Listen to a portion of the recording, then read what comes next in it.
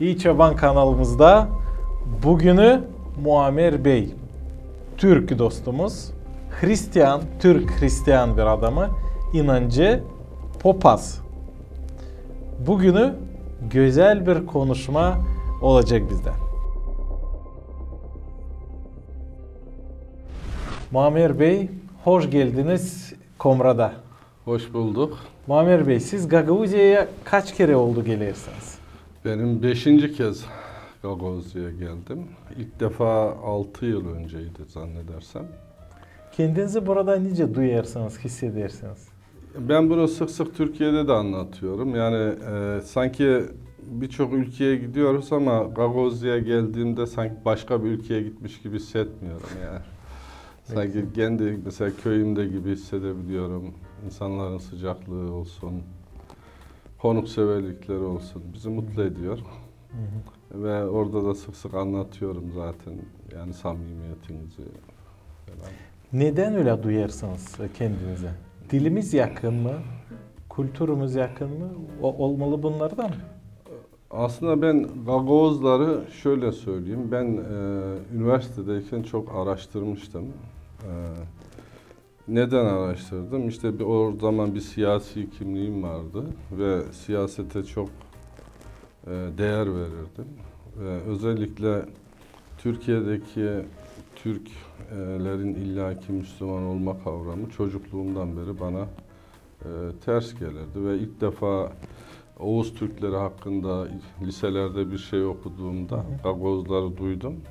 Ve onların Hristiyan olduğunu duyduğumda çok şaşırdım ama hiç tanışmamıştım. Sadece duymuştum. Ve bundan dolayı Hristiyan olduktan sonra da Gagavuzlara karşı müthiş bir şeyim vardı. Yani tanışmak istiyordum. Özellikle tanışmak istiyordum ve aslında Gagavuzların bu bölgede yaşadığını pek bilmiyordum. Sanki daha kuzeyde yaşadıklarını düşünüyordum. Ama o zamanlar yoktu da özerk bölgemiz. Evet çünkü yani. 1994'te oldu böyle Gagavuz özerk bölgesi. Önce Sovyet Birliği'ydi. Yani hep merak ettiğim bir halk olduğu için bir de geldiğimde şunu gördüm. Beni işte müzeye götürdüler, eski evlerine götürdüler. Yani eski evlerine gittiğimde o bir ismini hatırlamıyorum. Böyle büyük yastıklar vardı. Evet. Tamam mı? Büyük kalın yorganlar vardı. Yani bizim evde de vardı bu tür şeyler. Yani yastıkların kenarı dantelliydi böyle. Dedelerden kalma. Dedelerden kalma. Annemin de vardı çeyizinden kalma ve onu hala saklardı. Tamam mı? Yani bize de bekarken, çocukken şey yaparlardı. Yani çocuklara işte bir tane yorgan verirlerdi evlendiklerinde, bir tane yastık verirlerdi. Bizde de yaparlar. Yani aynı çeyizden kızlara yaparlardı özellikle. Yani görürdük evimizde. Buraya gelip gördüğümde ben şaşırdım yani bu kadar da benzerlik olmaz diye düşündüm. Hoşuma gitti. Gittiğimde anneme anlattım. Anne bak senin bu resimleri gösterdim. Ha diyor bu benim çeyizimde de vardı. Yok şu kızıma da yapmıştım ama kıymetini bilmediler diyor. Yastıkları küçülttüler diyor. Şimdi değiştirmişler biraz ama mutlu olduk yani biz hepimiz. Böyle küçük detaylarda kültürümüz de benziyor. Tabii benziyordu yani o çok hoşuma gitmişti. Muammer Bey, biz bu Gagavuz yerinde burası köy heresi. Bu başkenti, baş kasabası Komrat ama o da böyle bir köy gibi. Siz söylediğiniz hani seviyorsunuz Gagavuzları. Ne seviyorsunuz burada? Bir büyük kasabadan geldiniz, büyük şehirden. Burada ne buluyorsunuz? Bir konukseverliklerini seviyorum. Yani misafirperverler. İki, yani geleneksel bir böreğiniz var sizin. Kıvırtma. Gagavuz halk yemekleri. Halk yemekleri. Yani ben gittiğim neredeyse her evde yapılıyor bu. Ve ben onu çok seviyorum. Bugün öğlen de kıvırtma yedim. Ve biraz fazla yedim. Anladın çünkü kıvırmayı. çok güzel, hoşuma gidiyor. Lavaş alıp oraya işimik koyuyoruz. Bir de sizin magazinler var. Magazinlerden, magazin evden. Aha. Mağazadan. Mağaza. Mağaza. Mağaradan meyve suyu çıkarıyorlar. Ve kıvırtma ve meyve suyu çok süper oluyor. Biz ona şıra deriz. Şıra. Evet, şıra şerbet. yüzümden, kampot da o meyve suyunu, hoşaf. Evet, çok hoşuma kompot gidiyor onlar ve doğal bunların ikisi. Doğal. Doğal. Yani hiçbir katkı maddesi olmayınca sağlıklı da oluyor. Yani Türkiye'de bulmak zor onları. Muammer Bey, siz Müslümandınız önce. Evet. Şimdi Gagavuzlar düşünür ki her bir Türk Müslüman. Müslümanlar da öyle, Türkler de öyle kendileri inanırlar, söylerler. Yani her bir Türk o Müslüman. Ama bu öyle değil. Önümüzde bir diri, halis bir adam. Evet. Türk ve Hristiyan. Evet. Siz neden Hristiyan oldunuz? Ben şöyle başlayayım, istersen kısa olarak anlatayım. Üniversite yıllarındayken, hatta daha öncesinde bazı kendimce bir takım sorgulardan sonra şu sonuca varmıştım. Yani eğer Tanrı varsa niye dünya kötü diye düşünüyordum ve dolayısıyla Tanrı'yı suçluyordum. Ve sonuç olarak düz bir mantıkla Tanrı yoktur diye düşünüyordum. Ateist ama bu ateistliğim ön plana çıktı. Hatta birçok kişinin ateist olmasına ön ayak oldum o dönemde. Ve şey yaptım, yani dedim ki yani bir şeyi suçluyorum, o zaman biraz daha araştırmam lazım dedim. İşte Kur'an-ı Kerim'i okudum, farklı inançları okudum. Hatta Bahailiği bile araştırdım o tarihte. Ve 89'larda falan böyle Türkiye'de herhangi bir kırtasiyede İncil bulmak zordu. Ben üniversitedeyken yine bir gazete ilanında gördüm böyle küçük bir ilan. İncil biz okudum. Yeni bağlantı. Bağlantıyı İncil gördük. İstedim üniversite adresine. Bana da şey getirdiler. Bir Yuhanna kitapçığını gönderdiler. İncil'in bir parçasını. Yani bütününü zaten o zaman demek ki biraz daha masraflıydı basım işi. Okudum, cevapladım. Sonra üniversite adresi olduğu için tekrar gelmedi bu. Cevaptan sonra ikinci kısmını göndereceklerdi ama gelmedi. Ben de unuttum. Yani gelmeyince sorgulamadım. Niye göndermediniz? Ben evlendim. Mezun oldum. Okuldan evlendim. Bir tane çocuğum oldu. İşte çocuğum 4 yaşına geldi. Hayat devam ediyor. Hayat devam ediyor. Kayseri'ye geldim. Orada iş yerinde inşaat sektöründe çalıştığım için kışın pek iş olmazdı. Bol bol gazete okurduk. Yine aynı ilanı gördüm. Bu defa şey vardı, telefon numarası vardı bir tane. Direkt telefon ettim. Ya dedim bana bir tane İncil gönderin. Onlar da gönderdiler, sağ olsunlar. Ama aldığımda 2 gün içerisinde bütün İncil'i okudum. Notlar aldım. Çünkü artık bambaşka bir Tanrı'yla tanışmaya başlamıştım. Yani çünkü gerçekten bizi korkutan bir Tanrı'dan çok, yani bizi gerçekten sevebilen bir Tanrı olduğunu fark ettim. Bazı kardeşlerle tanışıp sohbet ettiğimde şu kanıya vardım. Yani ben ilk başta işte bu dünya kötüyse, madem Tanrı varsa neden buna müsaade ediyor? Tamam, hep o yargıyla suçlardım. Ama Tanrı bana şunu gösterdi. Dedi ki yani Muammer dedi, bu dünyanın kötü olmasının bir parçası da sensin dedi yani. Tamam, bunu gördüm yani.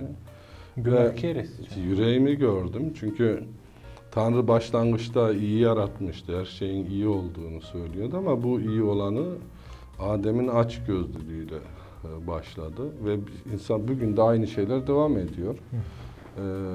Ve ben o zaman şuna karar verdim. Dedim ki evet Rab, ben günahkar biriyim. Günahkar biriyim ve bu dünyanın kötü olmasında benim de payım var. O şekilde Mesih'i Rab ve kurtarıcı olarak kabul ettim. Dua ettiniz, tövbe ettiniz. Dua ettik, pişman tövbe ettik. Ve eşim Tanrı benim ilk duama da eşim aracılığıyla yanıt verdi. Yani ben şey düşündüm. Tanrı sözünü hep böyle değerli bir hazine olarak anlatıyor. Ve insan değerli bir şey bulduğunda ilk paylaşacağı kişi kim olabilir? Ailesi olur değil mi? Yani bir hazine bulsan bir yerde. En yakın insan. Yani en yakın insan, yani evine götürürsün o hazineyi değil mi? Alıp başka bir yere götürmüyorsun. Eşime anlattım. O sırada zaten eşim bendeki biraz farklı düşüncelerin farklı olduğunu anlayınca sorduydu bir gün. Sen niye değiştin bu kadar diye. Çünkü hayatım gerçekten biraz iş hayatına kendimi çok kaptırmıştım. Her akşam eve alkollü gelirdim. Ondan sonra iş arkadaşlarımı ön planda tutardım. Yani eşim sadece beni evde beklerdi, yemek yapardı. Tamam mı? Ama son zamanlarda işte erken gelmeye başladım. Yani ben işte bir köşede kitap okuyordum. Karakteriniz değişti. Yani o bana anlattı bunları sonra. Bir gün sordu, sen niye bu kadar değiştin diye. Ben de merak ediyorsam bak o pencerenin kenarında bir kitap var dedim. Onu oku dedim. O da ben işe gider gitmez açıp okumaya başlamış. Sonra bizim ilişkimiz eşimle daha iyi oldu. Ve hamdolsun ilk duama eşimin iman etmesi bana büyük bir cevap oldu. Zaten Türkiye'de eşlerin ikisi de iman ettiği zaman hem Tanrı'nın bereketi o ev halkı için daha fazla oluyor, esenliği. Hem zayıf düştüğün yerde eşler birbirini destekliyor. Ve o şekilde bizim iman hayatımız başladı yani. Türkiye'de Hristiyanlar baskı duyarlar mı? Şimdi hükümet tarafından net bir baskı var demek doğru değil. Ama kamuoyu aslında Hristiyanları ve Hristiyanlığı yeteri kadar tanımıyor. Ve tanımadığı için mesela bazı filmlerden etkileniyorlar. İşte bazı siyasetçilerin söylemlerinden etkileniyorlar. Oysa ki Hristiyanlığı biraz tanısalar bence sevecekler. Yani. Ama nasıl insanlar tanıyabilir halis Hristiyanlığı? Değil böyle insanda başkasından işiterek ama halis Hristiyanlığı. İşte daha çok Hristiyan aile Türkiye'de yaşarsa gerçek Hristiyan, yani işte bizim tabirimize göre boynuna her haç takıp gezen insanı biz Hristiyan olarak görmüyoruz. Yani Mesih'i kendisine örnek alan, onu Rab ve kurtarıcı olarak kabul eden ve iyi işler için seçildiğini düşünen kişiler olduğu sürece yani komşularına tanıklık verecek, iş yerinde tanıklık verecek, okulda tanıklık verecek ve İyi o insan zaman olacak, ışık olacak. Işık olacak. O zaman ya biz Hristiyanları böyle bilmiyorduk. İnsanları halizden sevecek, düşmanını sevecek. Ve maalesef bir de bu televizyonlarda, sinema filmlerde, Netflix'te çok Hristiyanlık hakkında olumsuz filmler oluyor. Onlar da yani çok yanlış tanıtmalar Hristiyanların prestijini düşürüyor. Kesinlikle düşürüyor. Doğruluğu bulmak, ön kaynağı bulmaya gerekiyor. Gerekiyor tabii. İnceli. Kaynağını bulmak. Sözü okumak lazım. Yani başkalarının söylediğiyle değil de birebir sözü, hamdolsun ki şimdi mesela dünyada birçok kişi ana dilinde Tanrı'nın sözünü okuyabilir. Bu çok önemli bir şey. Ve anlayabilir. Yani Tanrı'nın isteğinin ne olduğunu görebilir yani. Doğru. Duyabilir. Şimdi benim de var çok dostlarım, arkadaşlarım, Türkler. Evet. Kimse Müslüman, kimse Hristiyan. Evet. Bu güzel bloglarımızda da, İyi Çoban kanalında da video yaparız. Gagavuzlar bakar, Türkler de, Hristiyanlar da, Müslümanlar da çok komentar, yorum yazarlar. Hem yorumlarda, komentarlarda pek çoğu kim Müslüman Türkler bakar. Dilimiz yakın Gagavuz. Tabii anlaşılıyor. Yazarlar. Bu en baş argüment onlarda. Hani neden buna inanırsın, iman edersin. İncil'i Neden? yeni bağlantıyı değiştirdiler. Ona inanma. Kur'an'ı değiştirmediler, İncil'i değiştirdiler. Şimdi siz böyle bir Soru karşısında ne yapıyorsun? böyle bir soruya siz ne cevap verebilirsiniz? Ben soruya soruyla cevap veriyorum bazen. Diyorum ki yani sen Tanrı'nın varlığına inanıyorsun, onun gücüne inanıyorsun. O da tabii inanıyorum diyor doğal olarak. Peki dedim yeri yaratan Tanrı, göğü yaratan Tanrı, seni yaratan Tanrı kutsal yazısında diyor ki yani bu da yazılı olan hiçbir harf değişmeyecek. Yer ve gök Hiçbir ortadan söz değişmeyecek diyor. Ve bunu söyleyen bir Tanrı'ya sen sözünü koruyamadığı için zayıf bir Tanrı mı diyorsun dedim. Diye soruyorum. Yok diyor, ben diyor insanlar değiştirdi diyor ama Tanrı söz vermiş yani buradan yer ve gök kalkacak ama benim sözümden hiçbir şey değişmeyecek değil mi? Bir de İslam anlayışında şu da var yani insanın Tanrı'nın izni olmadan insanın saçından bir kıl bile eksilmez düşüncesi onlarda da hakim. Eğer saçımızdaki kılın hesabını tutan Tanrı kendi sözünün güvenilirliğini sağlamayacak mı? Sağlayacak tabii ki yani. O şekilde cevap veriyorum genelde. Ne güzel. Aha. En anılmış Gagavuz kimdir? Sizin için. Kimi biliyorsunuz? Mikail Çakır. Doğru. O biliyorum sizin diliniz için çok uğraştı. Anılmış ve popazdı. Evet. Ve Atatürk'e mektupları vardı. Mektup yazdı, doğru. Ben oradan biraz okudum onu. Ve onun gayretini, dili korumak için gösterdiği gayret takdire şayan. Araştırmışsınız, Evet. okumuşsunuz. Evet. Bizim için. Evet, Ne güzel. daha önce söyledim ya ben gençken merak ediyordum Gagavuzları. Ve hatta Kayseri'de bizi ziyarete geldiğinde Gagavuzlar yani o zaman çok sevinmiştim. Bilal Demir vardı. Bilal Demir Kosoğlu o geldi ilk. Ve Vallahi. çok sevindim yani. Ne güzel ya. Sonra hamdolsun ki ilişkimiz daha da ilerledi. Tezde olacak Christmas, Noel. İsus Hristos'un doğması, Amin. yortusu bayramı. Amin. Ben Kur'an'da okudum Meryem surasında hep İncil'e yakın bir anlatma var. hikaye. Ben Müslüman dostlarıma açıp göstererdim. Onlar şaşardılar. Evet. Bu kadar adam Haliz'den İncil gibi söyler. Orası da pek yakın. Şimdi siz Noel bayramı için Türk dostlarınıza, Müslümanlara ne dersiniz? Zaten şu an bizim kilisede Noel hazırlıkları başladı. İşte geçen çarşamba günü kiliseyi süslemeye başladılar. Biz Noel zamanını aslında Tanrı'nın sözünü anlatmak için Müslüman halkına ya da çevremize en uygun zaman olarak düşünüyoruz. Ve ilk başta şöyle yapıyoruz. Yani biz komşumuzu davetle başlıyoruz.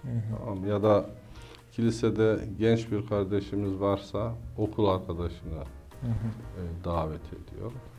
Ya da iş yerinden iş arkadaşına davet ediyor.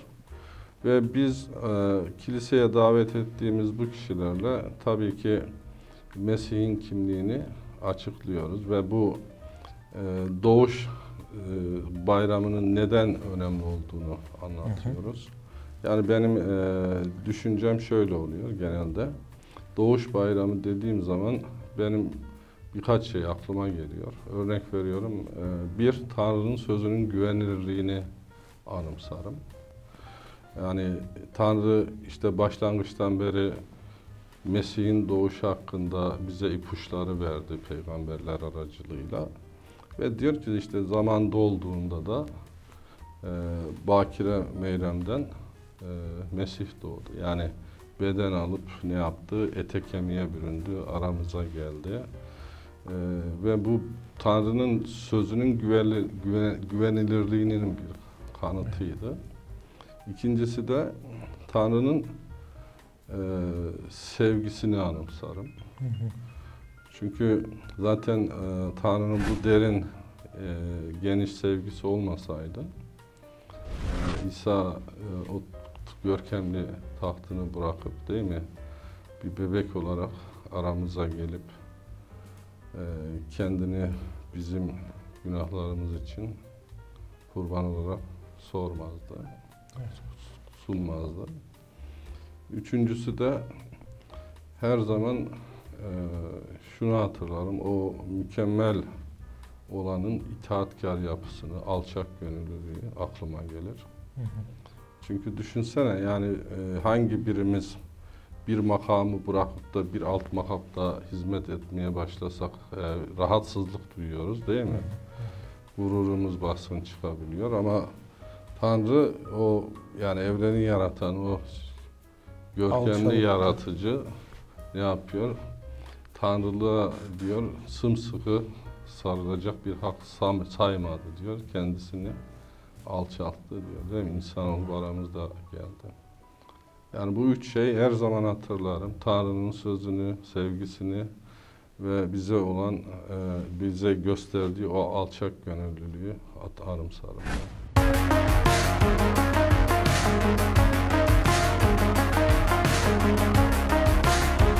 Bakın aramızda binlerce kilometre var. Var evet. Türlü devletler, türlü padişahlıklar. Ama bu kültür hem dil yakınlığı Ya kesinlikle yani çünkü artık espri yapıyoruz, hikayeler anlatıyoruz. Bugün mesela hikayeler anlattık, güldük, eğlendik. Yani tarih ve dil yaklaştırıyor. Tabii kesinlikle dil çok önemli. Tarihte zaten ayrı bir önem kazanıyor. Ama dil gerçekten insanları millet yapan şey dil. Onu kesinlikle bilmek gerekiyor. Dili kaybettiğin zaman sizin ya da bizim soyumuzdan gelen kimse çocuklar biz Türk müydük, biz Gagavuz muyduk? Şimdi köyüne insanlara, Hristiyanlara da bunu zor anlama. Nasıl Tanrı, Allah Tanrı hem kahve hem alçak gönüllü hem sevgi verendi. Evet. Zira köy insanlar, Müslümanlar Allah'ı Tanrı'yı görer kahve ve büyük birisi gibi. Evet. Hristiyanlar daha çok böyle sevgi veren birisi.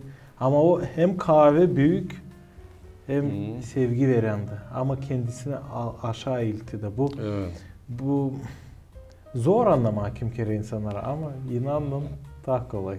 Ya İsa diyor ki bense insanlar bol yaşama kavuşsun diye geldim diyor. Bak ne mükemmel bir söz değil mi? Yani mükemmel bir Tanrımız var ki yani amacını bu şekilde açıklıyor. Yani insanlar bol yaşama kavuşsun. Yani bunu niye ister ki mesela Tanrı? Biz onu tanımıyoruz. Biz ondan uzakken ben ateistim ve yani onun olmadığını anlatıyordum insanlara. Ama tam İncil'i okuduğumda bakıyorum bana bol yaşam vermek için geldiğini söylüyor. Yani insanların birçoğu düşünüyor burada mesela sanki Tanrı'nın elinde bir değnek var. En ufak bir şey yaptığında cezasını veriyor. Onun sabrı mesela mükemmel bir sabrı var. Yani sürekli her şeyin cezasını veren bir Tanrı olsaydı herhalde bizim şu an burada olmamamız gerekiyordu değil mi? Ama çok şükrediyoruz ki yani o gerçekten sevgisini bize bu şekilde gösterdi. Yani daha önceki ailemde olan birçok da şey vardı. Bize sürekli şunu söylerdi çocukken, ona yapma Tanrı çarpar. O böyle korku verirlerdi. Ve Tanrı'yla aramızda hep bir mesafe olurdu. Aralık olurdu. Çünkü korkutulurduk yani Tanrı çarpar, Tanrı şunu yapar. Ama Mesih'te bambaşka bir şey vardı. Yani bir samimiyet görüyorsun, bir ilişki olsun istiyor Tanrı, değil mi? Tanrı'yla yakın olmak istiyor. Yani aradaki fark buydu, beni çeken bu oldu yani Mesih. Şimdi Noel bayramı o Tanrı'nın, Allah'ın aşağı gönüllü, alçalmak hem insan olması. Evet. Bu bayram. Çok mükemmel bir şey. Yani. Hem ama alçak olmak, aşağı gönüllü olmak bu zayıflık mı? Oysa kuvvet mi? Oysa güç mü bunda? Bence bu tam bir kuvvet göstergesidir. Çünkü Yani, insanlar alçak gönüllülükten zayıflık görüyor. Zayıflık hissedebilir ama kendine güveni olmayan kişiler bunu düşünebilir, tamam mı? Yani ama mesela Tanrı'nın bunu yapması tam tersine onun gücünü gösteriyor. Çünkü diyor ya, ben kendiliğimden canımı veririm, kendiliğimden alırım. Yani alçak gönüllü olması tıpkı şey gibi, bir altın yere düştüğünde değerini kaybediyor mu? Kaybetmiyor, değil mi? İşte Tanrı beden alıp aramıza geldiğinde Tanrılığından bir şey kaybedecek mi? Gücünden bir şey kaybedecek mi? Yok. Ama alçak gönüllülük örneğini önümüze sergiledi Tanrı bizim ya. Çok meraklı, çok güzel. Sağ olun. Şimdi tabi bir soru var.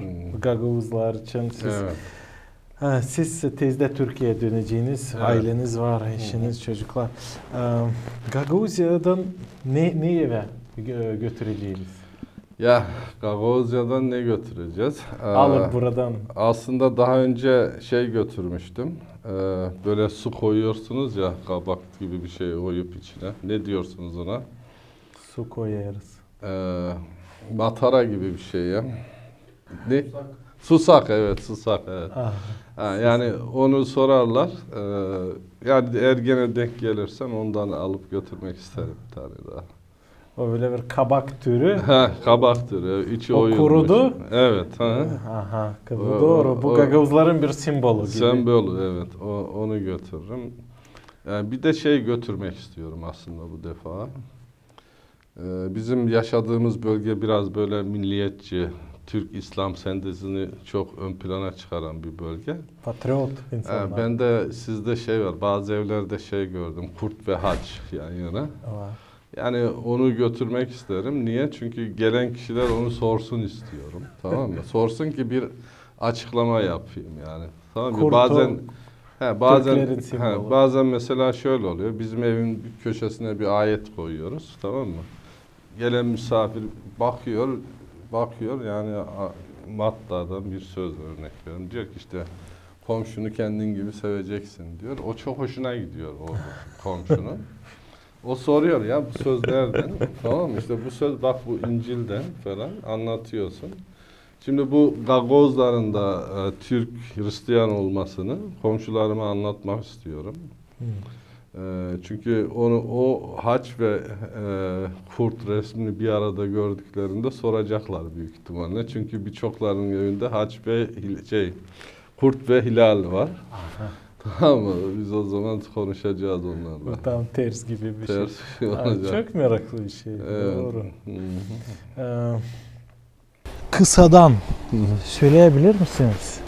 İsa Mesih, İsus Hristos kimdir sizin için?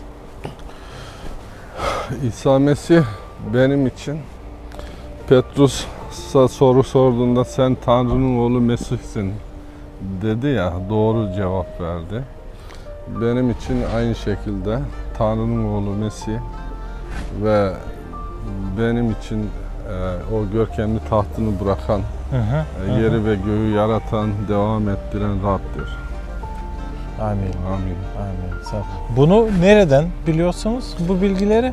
İşte kendi dilimde okudum İncil'i. İncil'den. İncil, tabii İncil. Kesinlikle. Kendi dilimde okuduğum için biliyorum. Ama ben demek bu sizin bakışınız değil. Tabii, sizin fikriniz. Tabii. Bu İncil'den alınma. Kesinlikle. Halis kesinlikle. Kaynaktan. Yani oradan görüyoruz. Ve kendi dilimde okumam da önemliydi. Çünkü ben onu Latince okuyamazdım. Evet. Okuyamadığım için de Yunanca da Grekçe de okuyamayacaktım. Bunu anlayamayacaktım ama kendi dilimde okuduğum için net bir şekilde Tanrı bana bunu söyledi. Ne güzel ki var İncil, yeni bağlantı, Türkçe, Gagavuzca her birinin dilinde. Tabii Tanrı yakın olsun herkese. Yani çünkü Tanrı bu mesajı bütün dünyanın duymasını istiyor. bütün dünyanın duyabilmesi için de birçok dile çevrilmiş olması lazım. Şimdi biz Gagavuzuz, Gagavuz dilini severiz. İç çobanı da Gagavuzca yaparız. Türkler anlayır %80. Biz de izliyoruz bazen. Sağ olun, sağ olun. Ama bizde bir problemi var. Gagavuz halkında bu var. Türk halkında bu problema yok. Çünkü Türk halkı büyük, Türkiye büyük, dili, kültürü ileri gider. Orada başka problemler, herkesin de var kendi zorlukları. Ama bizde bu problem hani Gagavuz dili yok oluyor. Zayıf oluyor. Ailelerde analar, babalar çoğu değil hepsi ama çoğu çocuklarından, uşaklarından laf etmiyor, konuşmuyor Gagavuzca. Şimdi sizin nasihatınız burada ne olacak? Şimdi ben şöyle söyleyeyim. Mesela İslam'da şey vardı, İslam tarihinde işte Mısırlılar Arapça konuşmuyordu. Tamam mı? Mısırlılar, Egipet, Mısır. Mısırlılar Arapça konuşmuyordu. Yani bugün Arapça konuşan birçok ülkenin ana dili Arapça değildi. Tamam mı?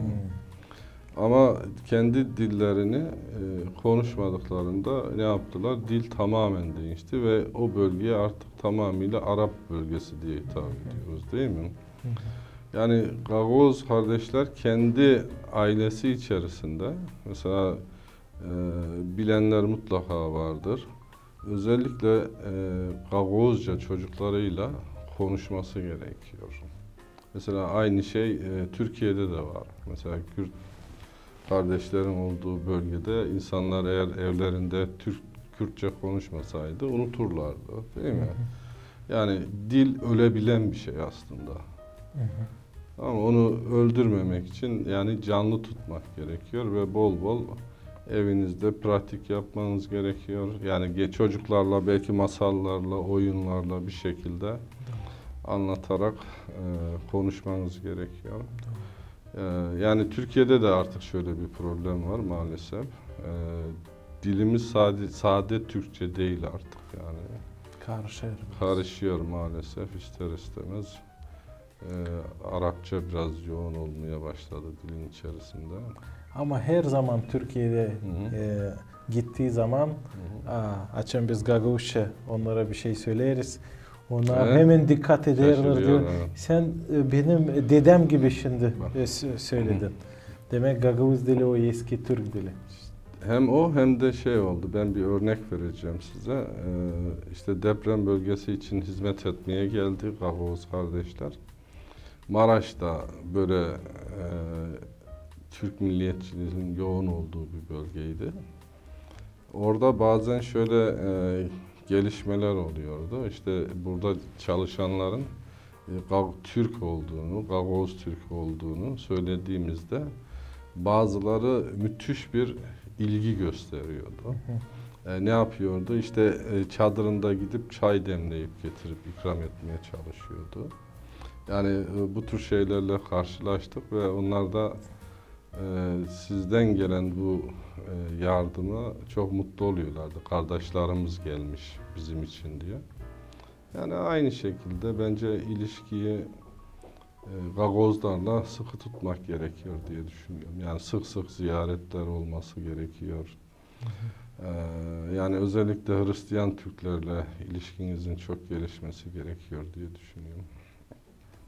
Sağ olun. Sağ olun Muammer Bey. Rica ederim. Bizim seyredicilerimiz İçoban kanalında Gagavuzlar Türkler bana kalsa pek sevindiler bu konuşmaya, bu interview'ya.